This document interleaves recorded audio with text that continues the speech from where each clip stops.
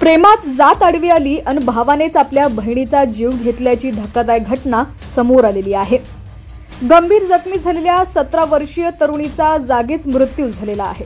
नेमकं प्रकरण काय आहे पाहूया। त्याआधी तुम्ही HPN मराठी न्यूज चॅनल पहिल्यांदाच पाहत असाल आणि अजूनही चॅनलला सबस्क्राइब केलं नसेल तर नक्की सबस्क्राइब करा, जेणेकरून आमचे अपडेट्स लवकरात लवकर तुमच्यापर्यंत पोहोचतील।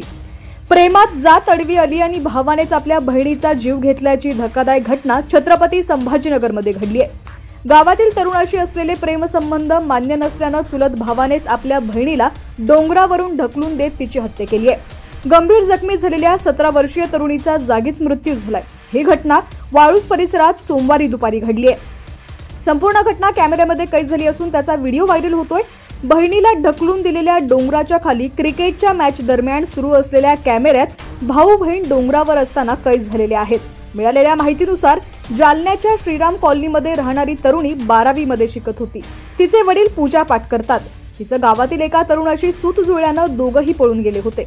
मात्र तिच्या कुटुंबियांनी समजावून तिला परत आणलं होतं। दरम्यान कुटुंबियांनी तरुणीचं समुपदेशन करण्यासाठी तिला वाळूज परिसरातील वडदगाव इथं काकाच्या घरी आणून सोडलं होतं।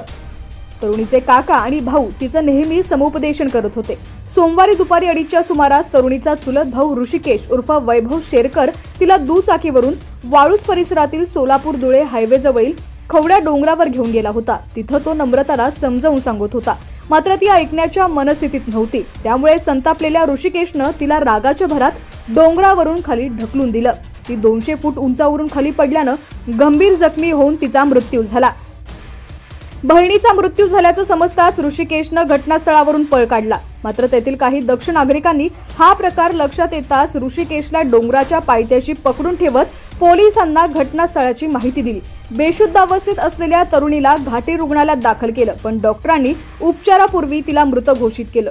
या प्रकरणी MIDC वाळूज पोलीस ठाण्यात गुन्हा दाखल करत आरोपीला अटक करण्यात आलेली आहे।